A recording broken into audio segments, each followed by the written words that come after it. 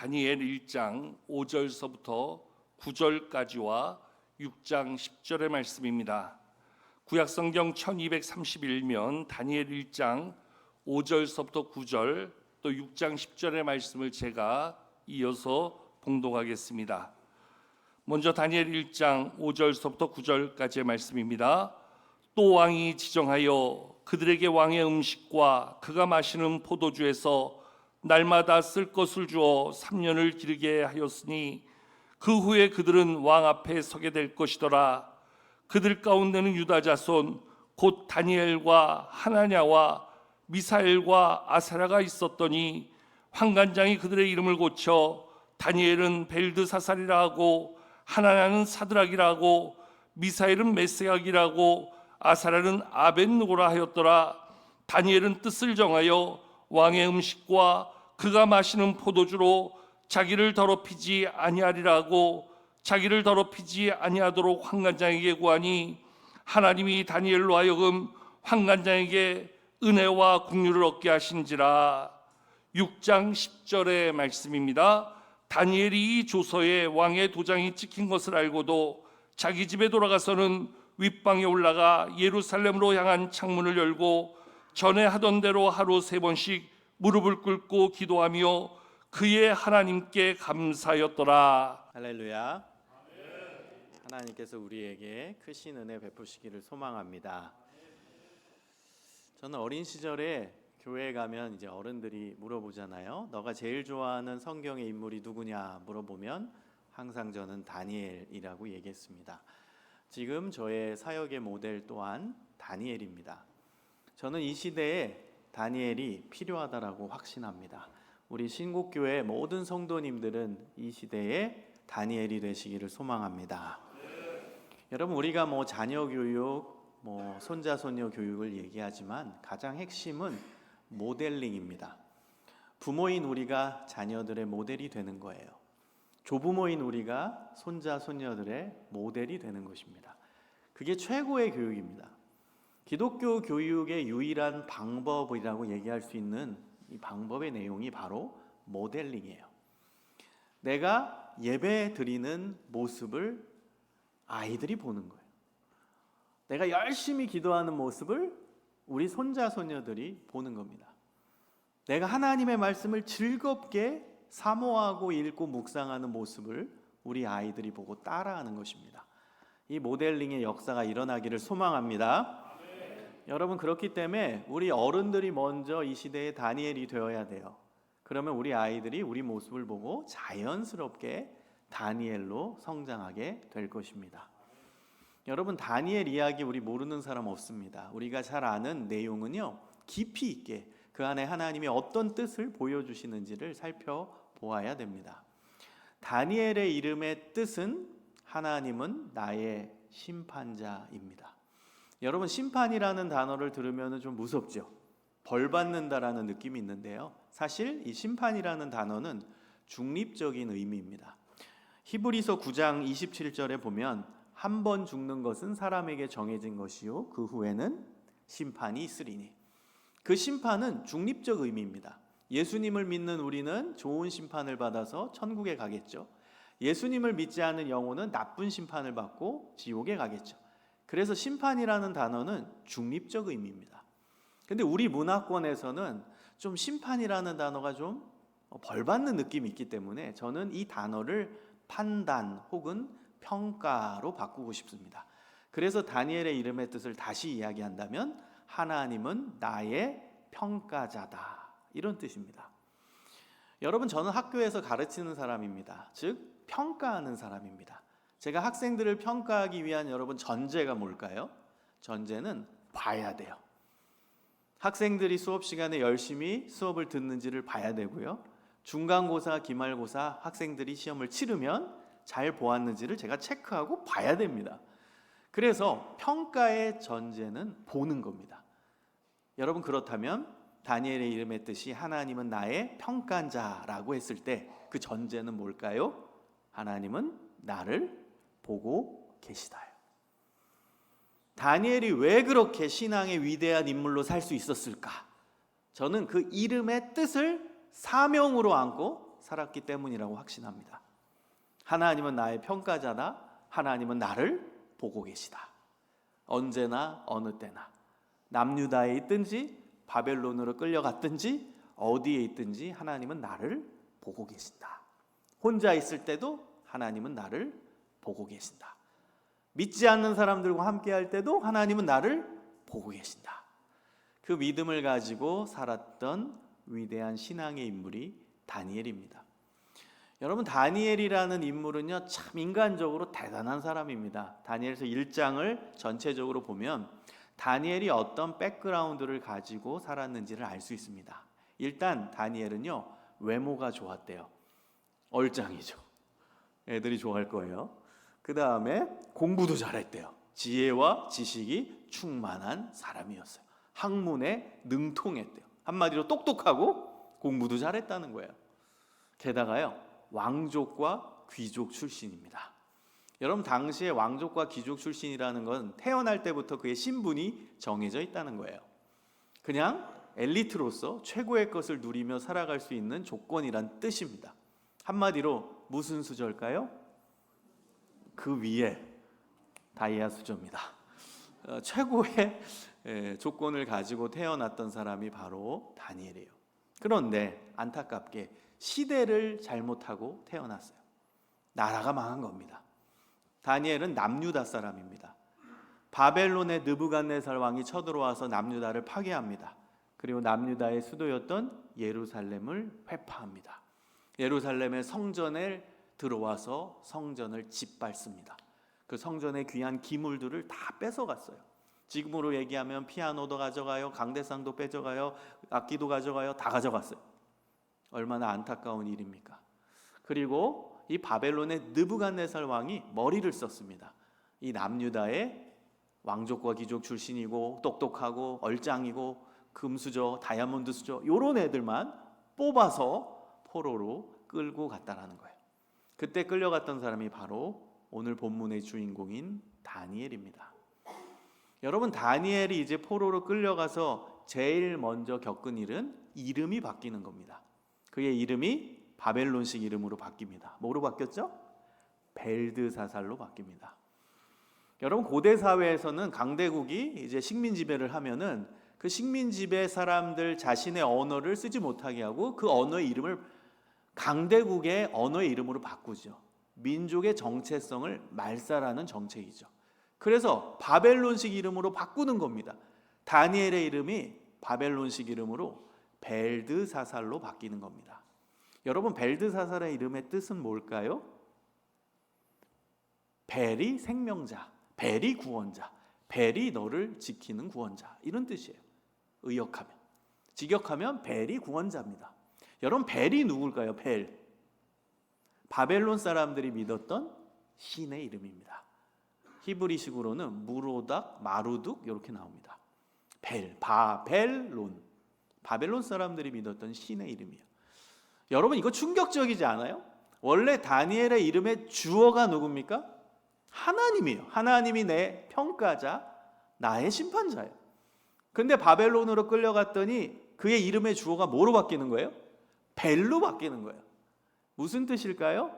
이제 너의 하나님 믿지 마, 이거예요. 바벨론 사람들이 믿는 벨 신을 믿어. 너의 신이 우리 신한테 졌어. 그러니까 너가 포로로 끌려온 거야. 그러니까 너의 민족신 여호와를 버리고 바벨론 사람들이 믿는 벨 신을 믿어. 종교 강요를 당하고 있는 겁니다. 여러분, 이런 환경 가운데서 신앙생활하기가 얼마나 어려웠겠습니까? 신앙생활하기 어려운 환경 속에서 하나님만 온전히 섬기는 게 얼마나 어려웠겠습니까? 여러분, 지금 시대도 물론 다니엘의 시대와 비교할 수는 없지만 신앙생활하기가 엄청나게 힘든 시대입니다. 뭐 핍박이 오는 건 아니지만 유혹이 너무 많죠. 특히 우리 다음 세대 아이들한테 유혹이 얼마나 많습니까? 재밌는 게 얼마나 많아요. 일어나면 유튜브 속에서 사는데 얼마나 재밌는 게 많습니까? SNS 안에서 사는데, 게임 안에서 사는데 얼마나 재밌는 게 많습니까? 여러분, 지금도 신앙생활하기 참 힘든 시대입니다. 신앙생활하기 힘든 시대에 신앙생활을 하는 것이 믿음입니다. 말씀을 지키기 어려운 환경에서 말씀을 지키는 게 믿음입니다. 기도하기 어려운 환경에서 기도하는 게 진짜 신앙입니다. 여러분, 이 신앙을 우리가 가져야 된다는 거예요. 먼저 우리 어른들이, 우리 어른 세대가 나에게는 과연 이런 절대적인 신앙이 있는가? 하나님 최우선주의의 신앙이 있는가? 신앙생활하기 어려운 환경에서 신앙생활을 할 수 있는 강인한 능력이 있는가? 신앙의 능력이 있는가? 나 자신을 체크해 보아야 한다는 것입니다.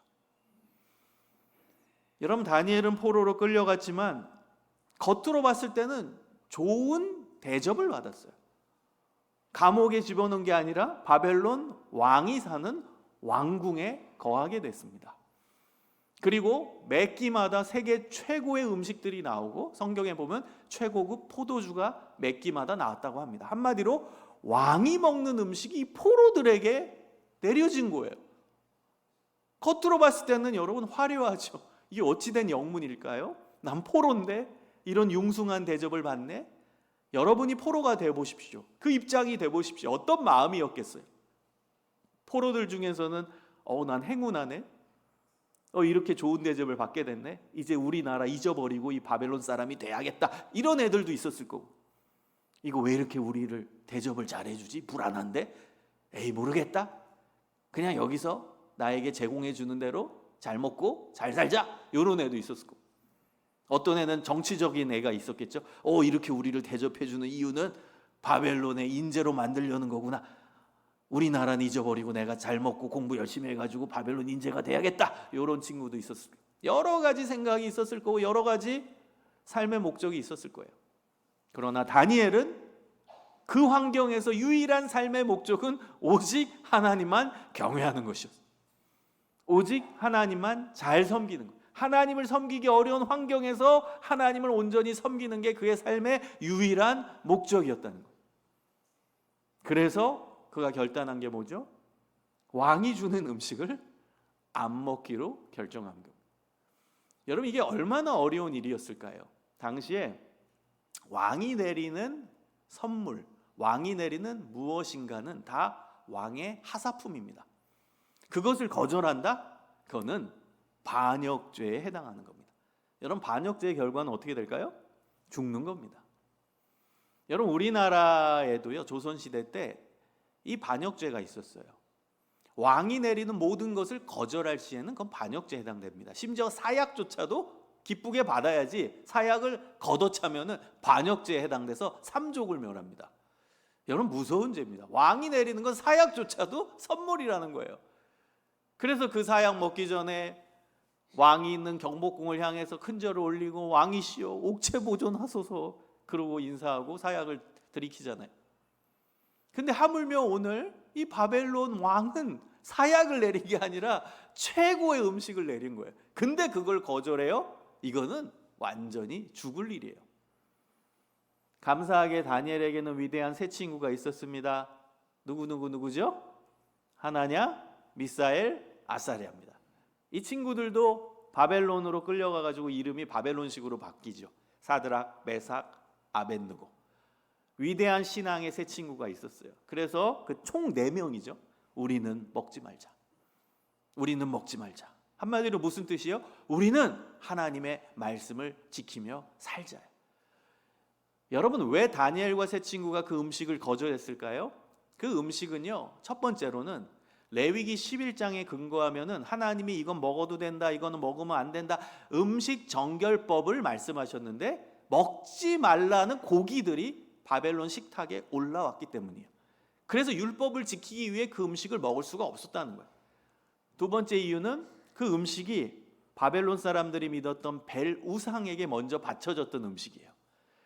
그러니까 그 음식을 도저히 먹을 수 없는 거예요. 이거는 바벨론 벨 신한테 바쳐지고 그 다음 유통된 음식인데 내가 어떻게 신앙 양심상 이걸 먹을 수 있겠냐. 난 먹을 수 없다예요.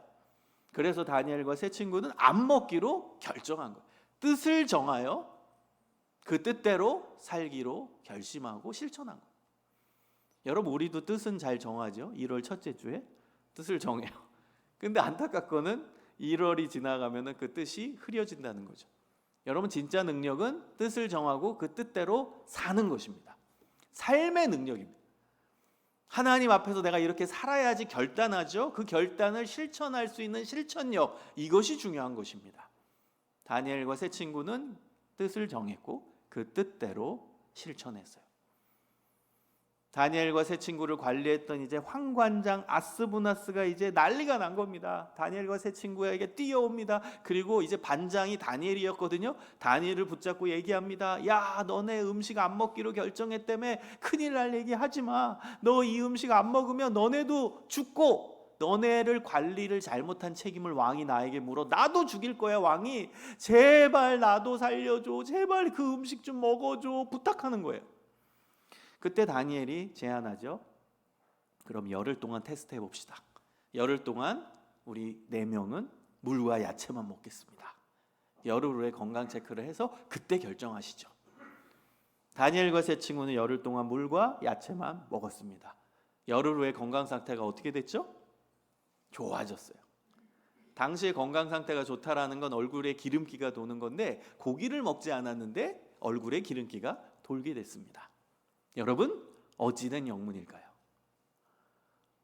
물과 야채가 건강 다이어트식인 게 판명된 걸까요? 여러분, 다니엘과 세 친구의 결단과 실천 속에 누가 역사하셨죠? 믿으십니까? 하나님이 역사하신 거예요.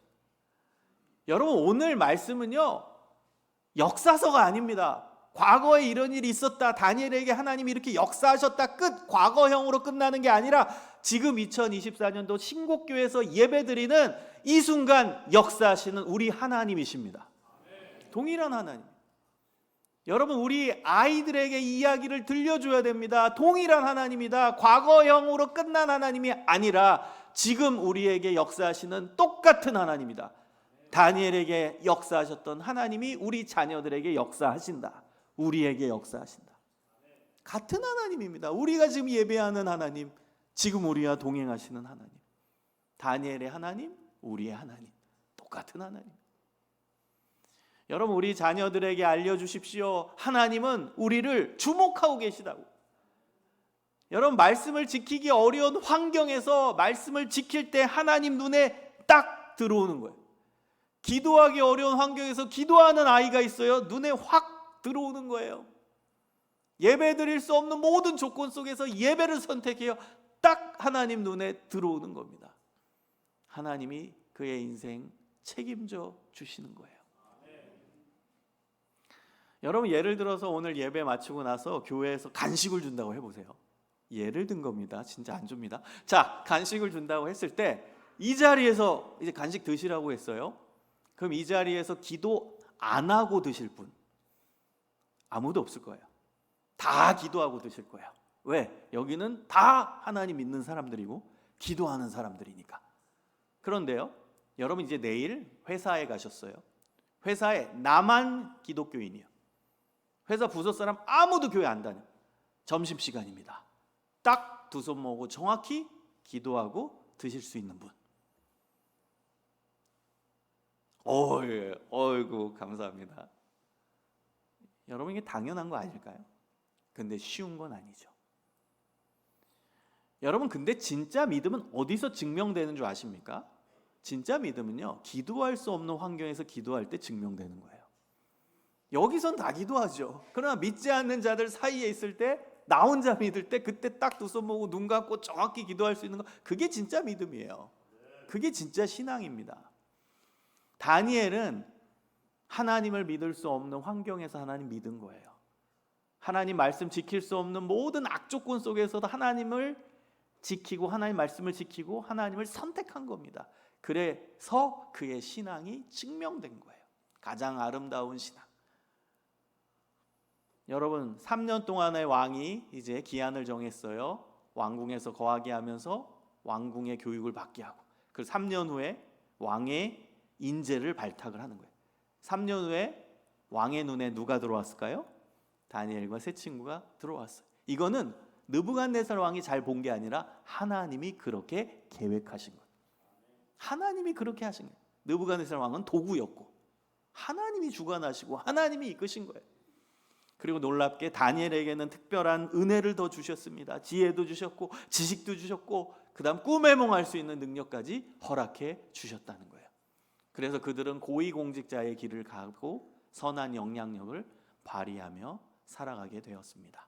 사랑하는 여러분, 우리 자녀들의 인생을 책임져 주실 분은 하나님이십니다. 여러분, 이것을 실제적 믿음으로 가지고 사십시오. 우리 자녀들의 인생을 책임져 주시는 분은 하나님이세요. 학원 선생님이 아닙니다. 과외 선생님이 아닙니다. 근데 교회에서는 아멘 하는데 교회 방만 나가면 또 믿지 않는 부모 사이에서 그 커뮤니티 안에 들어가면 또 잊어버려요. 여러분, 흔들리지 마십시오. 우리 자녀들의 인생을 책임져 주시고 이끌어 주시고 인도해 주실 분은 전능하신 하나님이십니다. 이 믿음 가지고 승리하시기를 소망합니다. 여러분, 오늘 본문에서 포로는 총 4명이 기록되어 있어요. 근데 한번 우리가 상상해 보자고요. 포로가 고작 4명이었을까요? 아니겠죠. 근데 오늘 본문에 기록된 포로의 이름은 4명, 다니엘과 세 친구뿐이에요. 포로가 몇 명이었을까요? 감사하게 예레미야서에 나와요. 예레미야서 52장 28절에 보면 3023명으로 나옵니다.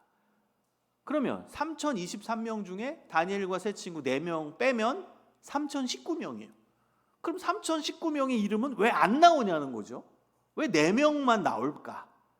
어떠한 합리적 유추가 가능할까요? 4명 빼고 3019명은 이 음식을 먹었다 안 먹었다? 먹었다라는 유추가 가능하죠. 여러분, 한마디로 타협을 한 거예요. 여러분, 3019명은 하나님 안 믿었는 줄 아십니까? 아니에요. 그들은 남유다에 있을 때 다 제사 드리고 다 하나님께 예배 드리던 하나님 믿는 사람들이에요. 그런데 하나님께 예배할 수 없는 환경이 도래하니까, 하나님께 기도하기 어려운 환경이 오니까, 하나님의 말씀을 지키기 어려운 환경, 백그라운드가 되니까 어찌됐건 타협한 거예요. 뭐 마음이 불편했던, 어쩔 수 없잖아요. 하나님, 제가 여기 끌려왔는데 먹어야지, 어떻게 합니까? 이랬든, 아니면 대놓고 그냥 아유 이제 뭐 이 바벨론에서 주는 음식 먹고 여기서 잘 먹고 잘 살아야지, 이런 애가 있든 어찌됐건 타협했다는 거예요. 사랑하는 여러분, 이렇게 신앙을 순수하게 유지하기가 어려운 겁니다. 하나님 말씀을 지키기 어려운 환경이 도래하면 하나님 말씀을 온전히 지킬 수 있는 사람이 고작 4명이라는 거예요. 우리 사랑하는 신곡교회 모든 성도님들은 3019명이 아닌 4명 안에 들어가시기를 소망합니다. 하나님 최우선주의, 하나님 절대주의 신앙을 가져야 돼요. 여러분, 이 시대는 그렇지 않아요. 심지어 신앙생활을 하는 사람들도요, 아이 뭐 그렇게까지 해야 되냐, 뭐 그 정도 아야 그냥 조금 해, 그냥 교회만 그냥 잠깐 나가고, 야 뭐 봉사 왜 하냐, 야 그냥 편하게 생활해. 여러분, 이 시대가 그런 시대예요. 신앙조차도 타협하게 만들어요. 편안한 신앙. 여러분, 편안한 신앙이 왜 위험한 줄 아세요? 그건 하나님께 내가 맞춘 게 아니라 하나님 보러 나한테 맞추라는 거예요. 맞잖아요. 여러분, 편한 건 내가 편해요, 하나님 편해요? 내가 편한 거죠. 여러분, 아주 극단적 예를 들어봅시다. 오늘 교회 왜 나가? 그냥 유튜브 중계해 주는데 침대에서 누워서 보지. 누가 편한 거예요? 하나님 편해요, 내가 편해요? 내가 편한 거죠. 여러분, 이게 타협이면, 타협이 왜 위험해요? 그건 하나님께 내가 맞춘 게 아니라 하나님한테 얘기하는 거예요. 나한테 맞추라고. 나 지금 불편하니까 침대에 누워서 유튜브 보면서 예배드리겠다고. 하나님, 이래도 되죠? 하나님 저한테 맞추세요? 그게 신앙입니까? 그래서 타협이 위험한 겁니다. 타협은 하나님 보러 나한테 맞추라는 게 타협이에요. 그래서 위험한 건 신앙이 아니죠. 변질이죠. 사랑하는 여러분, 다니엘이 이렇게 위대한 신앙의 삶을 살 수 있었던 가장 중요한 이유는 무엇이었을까요? 그 이유는 그는 하나님을 온전히 경외했기 때문입니다. 경외. 여러분, 경외가 뭘까요? 경외는 두려움이에요. 근데 두려움은요, 2가지가 있거든요. 길을 가다가 막 엄청나게 무섭게 생긴 사람이 막 째려보고 위협을 해요. 그때 생겨나는 감정이 두려움이에요.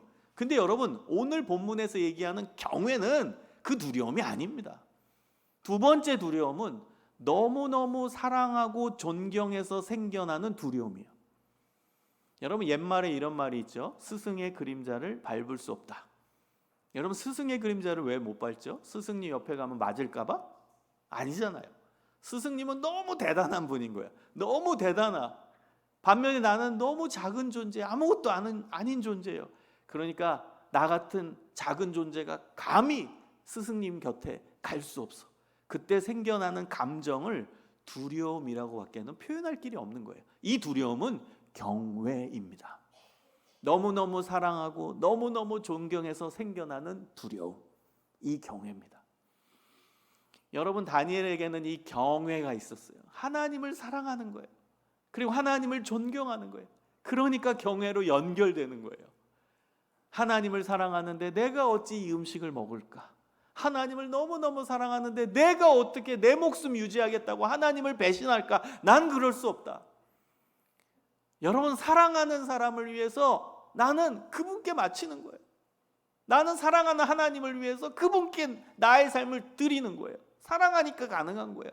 여러분, 정말 사랑해 보십시오. 진짜 사랑하면요, 여러분, 인간 사이에서도요, 우리 영화나 이런 거, 로맨스 영화 보면은 막 그 사랑하는 남녀, 그 상대방을 위해 막 목숨을 버리고 난 저 여자를 위해서 이런 거 나오잖아요. 여러분, 정말 사랑하면은 모든 걸 바칠 수 있는 거예요. 우리가 하나님을 정말 사랑하잖아요. 우리 모든 걸 바칠 수 있는 거예요. 그래서 경외의 시작은 사랑이에요. 하나님을 사랑하는. 여러분, 이거 율법주의와 다릅니다. 내가 이 말씀 지켜야지, 말씀 지켜야지. 여러분, 다니엘이 율법주의자여서 지켰을까요? 전 아니라고 봐요. 나 율법 지켜야지, 율법 지켜야지. 안 지키면은 혼날 것 같아. 하나님께 벌 받을 것 같아. 지켜야지. 여러분, 그 안엔 사랑이 없죠. 율법주의가 왜 무서운 줄 아세요? 율법의 껍데기만 났거든요. 그리고 율법을 잘 지키는 목적이 하나님께 벌 받지 않기 위함이거든요. 하나님을 무서워하는 거. 근데 그 무서움은 경외가 아니라 첫 번째 두려움, 위협이 돼서 생겨나는 두려움이에요. 여러분, 그 두려움 갖고 신앙생활하면 하나님을 알 수 없어요. 하나님을 사랑할 수 없어요. 여러분, 맞을까봐 벌 받을까봐 덜덜 떠는데 어떻게 그 대상을 사랑합니까? 그건 불가능해요. 그 사람들의 대명사가 유대 지도층 인사들이었잖아요. 예수님이 비판하셨던 사두개인, 바리새인, 율법학자, 대제사장, 서기관, 이들은 하나님을 벌벌 떨면서 무서워하는 거예요. 그러니까 율법을 다 지키는 거예요. 근데 율법의 껍데기만 남고 그 율법의 중심인 사랑을 모르는 거예요. 왜? 벌벌 떨면서 그 율법을 지켰기 때문에, 벌 안 받으려고 율법을 지켰기 때문에 사랑의 하나님을 알 수가 없죠. 그 하나님을 사랑할 수가 없죠. 무서운데 어떻게 사랑합니까? 그래서 여러분, 정말 이 두려움을 잘 알아야 돼요. 이건 물리적으로 막 위협이 돼서 생겨나는 두려움이 아니라 정말 사랑하고 존경해서 생겨나는 두려움입니다. 이 경외를 다니엘은 실천했다는 거예요. 하나님을 정말 사랑해서. 그러니까 나는 하나님께 모든 걸 바칠 수 있다. 하나님을 너무 사랑해서. 그러니까 나는 이 음식을 먹을 수 없다. 내가 죽는 한이 있더라도 나는 하나님을 선택할 거야. 하나님을 진짜 사랑했기 때문입니다. 우리 신곡교회 모든 성도님들은 하나님을 뜨겁게 사랑하시기를 소망합니다. 하나님 사랑 최고예요. 그 하나님을 사랑해 보세요. 그 하나님 얼마나 좋은 하나님입니까? 그 하나님. 여러분, 경외를 실천하는 가장 중요한 신앙적 실천이 바로 예배를 잘 드리는 거예요. 다니엘서 6장으로 가면은요, 시대가 바뀌어요. 시대가요, 다리오 왕 시대로 바뀝니다. 바벨론이라는 나라도 끝나요. 그 뒤에 메데라는 나라, 바사라는 나라가 일어납니다. 이 바사가 이제 페르시아입니다. 페르시아의 한자 음역이 이제 바사인데요. 그래서 나중에는 이 메데와 바사가 합쳐서 통일 페르시아 왕국이 되는 겁니다. 시대가 바뀌어요. 바벨론 시대가 끝나고 이제 메데 시대야. 그 메데 나라에 다리오 왕이 등극하던 시대였어요. 그리고 놀랍게 그 시대 가운데서 다니엘은 총리가 돼요. 다리오 왕 다음으로 높은 사람이 돼요. 그러니까 여러분, 이거는요, 시대가 완전 다른 시대고 나이도 완전 달라요. 다니엘서 1장의 다니엘은요, 청소년 시절. 다니엘서 6장의 다니엘은 나이는 알 수 없지만 굉장한 권력자가 돼 있는 완전 다른 배경입니다. 그래서 저는 다니엘서 6장을 더 주목해 봅니다. 왜냐? 사람이요, 아무것도 없을 때, 그 다음 청소년 시절에, 게다가 다니엘은 지금 포로 시기예요. 포로. 다니엘서 1장. 그때는 저는 충분히 순수한 신앙이 있을 수 있다고 봐요. 저는 청소년 사역만 병행 사역까지 20년 했어요. 지금도 청소년들 계속 만나고 있는데요. 가장 보람될 때가 언제냐? 청소년 수련회 인도할 때요. 그럼 수련회 인도하고 나서 이제 폐회 예배 끝날 때 되면은 애들이 이제 소위 은혜 받는 아이들은요, 울면서 주님을 위해 살겠습니다, 순교하겠습니다, 뭐 이런 애도 나와요. 저도 그랬어요. 고등학교 1학년 때 하나님 만나고 수련회 때 순교하겠습니다 막 이랬거든요. 전 가능하다고 봐요. 청소년 시절에 그때 순수했던 그 신앙의 상태에서는 주님 만나고 나서 저 순교하겠습니다, 이 음식 안 먹겠습니다, 다니엘처럼 할 것 같아요. 그런데 그런 사람들이 돈도 벌고 자리도 생기고 권력도 생기고 지인들도 많아지고 박수 받고 높아지면 어떻게 돼요? 점점 변질되는 사람들이 많죠. 그의 신앙도 순수성이 약해지는 사람들이 많잖아요.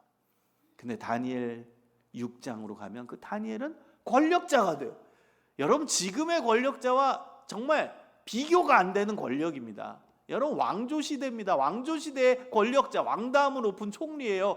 얼마나 많은 재산을 가졌겠고, 얼마나 많은 권력을 갖고 있었고, 명예를 갖고 있었고, 얼마나 많은 하인, 그 다음 최고의 집에 살지 않았겠어요? 그게 다니엘의 백그라운드예요. 6장의 다니엘의 배경이에요.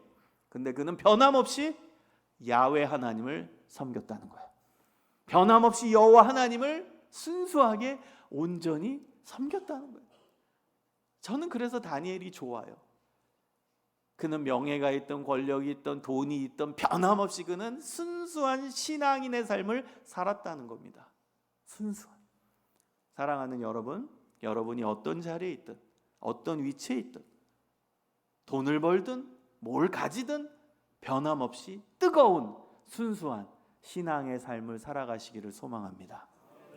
그 사람이 하나님의 사람이에요. 변함없이 내 삶에 뭐가 오든, 반대도 있을 수 있어요. 고난이 오고 어려움이 오고 실패가 오고 좌절이 오고 안 되고, 그래도 변함없이 하나님을 사랑하고 하나님을 경외하는 신앙인, 그 사람이 하나님의 제일 기뻐하시는 사람입니다. 여러분, 다니엘서 6장에 다니엘에게 최대 위기가 오죠. 다니엘이 그렇게 높은 자리에 올라가니까 그의 주변에 희세 많은 사람들이 많이 생기게 됐어요. 그래서 저놈 다니엘을 끌어내리자, 단점을 찾아보자. 아무리 찾아도 단점을 찾을 길이 없어요. 유일한 단점이 뭐예요? 그는 여전히 자신의 민족신 여호와 하나님을 섬겼다는 거. 그게 유일한 단점이었어요. 옳거니 이거 갖고 제 올가매자 해서 반대파들이 법안을 만듭니다. 누구든지 30일 동안에 왕 외에 다른 신이나 사람에게 절하거나 기도하면 어디에 들어가게 하자? 사자굴에 들어가게 하자. 그리고 다리 왕한테 가져갑니다. 왕이 봤을 때는 최고의 법이죠. 왜? 자신을 신격화하고 왕권 강화에 딱 좋은 법이거든요. 그래서 그 법안에 도장을 꽝 찍습니다. 여러분, 그 법안에 도장이 찍힌 것을 다니엘이 알았어요? 몰랐어요? 알았어요. 알고도 뭐예요? 전에 하던 대로 하루 3번씩 예루살렘을 향해서 창문을 여고 윗방에서 무릎 꿇고 그의 하나님께 기도하고 감사하였더라. 여러분, 그의 기도가 예배였습니다. 예루살렘을 향해서, 예루살렘에 성전이 있었잖아요. 근데 파괴가 됐고 자신은 갈 수 없죠. 그 어린 시절의 그 예배를 기억하는 거예요. 어린 시절에 저 예루살렘 성전에서 드렸던 예배, 그 제사를 기억하면서 하루 3번씩 무릎 꿇고 예배드리고 있는 겁니다. 변함없이 그는 예배드리고 있어요. 어디서든 언제든 하루 3번씩 예배드리는 믿음의 사람이었다는 거예요. 여러분, 저는 이 다니엘서 6장 10절에서 주목해보는 그런 구절이 뭔지 아세요? 구문이 바로 윗방이라는 이 단어와 창문을 열고라는 구문이에요. 여러분, 상식적으로 지금 이 법안은 다니엘 잡아들이려는 법안이에요. 그 다니엘 집 근처에 얼마나 많은 이 반대파들이 감시하고 있었겠어요. 저놈 기도하는지 얼마나 눈에 불을 켜고 감시했겠습니까? 그러면 상식적으로요, 여러분, 아랫방에서 기도해야 돼요. 왜냐하면 바벨론 가옥들 구조를 보면 이게 다닥다닥 붙어 있거든요. 그래서 감시를 할 때 주로 어디서 감시하냐? 옥상에 갔어요. 양쪽 집 옥상에 올라가면 이 옆에 집의 윗방이 보여요. 그러면 상식적으로 이 다니엘이 기도하는 거, 예배드리는 거 안 걸리려면 어디서 해야 돼요? 아랫방에서 예배드려야 돼요. 근데 그는 위층, 윗방에서 예배드려요. 게다가 여러분, 안 걸리려면 창문을 닫아야 돼요, 열어야 돼요? 닫아야죠. 근데 어떻게 해요? 열어놓고 기도해요. 한마디로 뭐예요? 나 잡아가라. 너네 나 예배 드리는 거 잘 안 보이니? 더 잘 보이게 해줄까? 창문까지 열어줄게. 이제 보이지? 나 예배 드린다. 잡아가라 이거예요. 여러분 얼마나 담대한 신앙인입니까? 얼마나 대단한 신앙인입니까? 지금 잡히면 어디로 가는데? 사자굴에 가는데. 다니엘은 안 무서웠겠어요? 사자가 내 팔 물어뜯고 발 물어뜯고 내 머리통 물어뜯는데 그 고통, 다니엘도 인간인데 그거 생각 안 했을까요? 사랑하는 여러분, 다니엘에게 있어서는 예배가 생명보다 귀했습니다. 예배가 그의 삶의 전부였어요. 그가 가졌던 명예, 그가 가졌던 권력, 그가 가졌던 부, 자리 한 방에 다 버리는, 목숨조차 버리는데 지금 예배 한 번에 우리가 드리고 있는 똑같은 예배입니다. 여러분 이 예배가 그렇게 소중한 거예요. 이 예배가 그렇게 귀한 것입니다. 사랑하는 여러분, 예배에 목숨을 거십시오. 예배 열심히 드리십시오. 그리고 우리 자녀들 예배 드리는 자녀로 세우시기를 소망합니다. 여러분 예배의 정의는 이렇습니다. 예배는 삼위일체 하나님이 나에게 주신 은혜에 대한 반응이에요. 여러분 한번 따라해 보실까요? 예배란 성부 하나님께서 나를 만들어 주신 은혜, 성자 예수님께서 나를 구원해 주신 은혜, 성령 하나님께서 내 안에 계셔서 나를 지키시고 인도해 주시는 은혜, 그 은혜에 감격해서 삼위일체 하나님께 올려드리는 감사와 찬양과 경배와 영광의 의식이다. 할렐루야. 여러분 이 예배를 드리시기를 소망합니다. 하나님, 성부 하나님 나 만드셨고 성자 예수님 나 구원해 주셨고 성령 하나님 지금 내 안에 계셔서 나를 지키시고 인도해 주세요. 그 은혜에 감격해서 삼위일체 하나님께 올려드리는 네 가지 감사, 찬양 높이는 거죠. 경배는 뭔지 아세요? 여러분 경배라는 단어의 원래 원어의 의미는 무릎을 꿇다예요. 경배, 무릎, 하나님 앞에 철저히 무릎을 꿇는. 그다음 마지막 영광. 여러분 영광은 어렵게 생각하지 마세요. 영광은요 반짝반짝 빛나게 하다예요.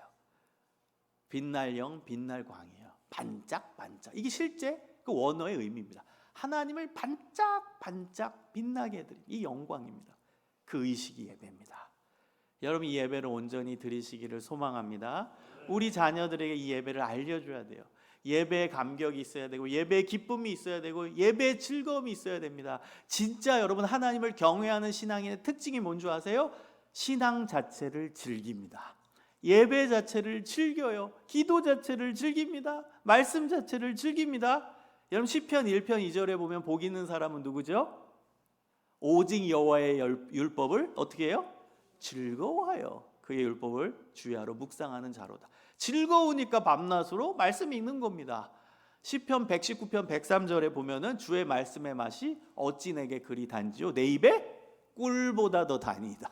하나님 말씀 읽고 묵상하는 게 너무 좋아서 꿀보다 더 달대요. 즐기는 거예요.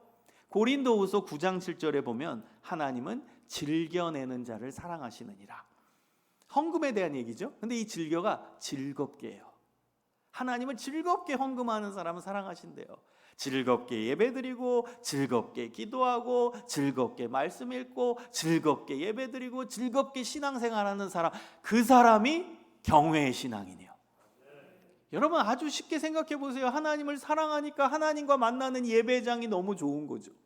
기도는 하나님과의 대화인데 그 사랑하는 하나님과 대화하는 게 얼마나 좋아요. 즐겁죠. 즐겁게 신앙생활하는 사람이 진짜 경외의 신앙인입니다. 여러분 우리 자녀들이 막 억지로 예배드리고 억지로 기도 아닙니다. 여러분 예배의 즐거움을 엄마 아빠가 보여주세요.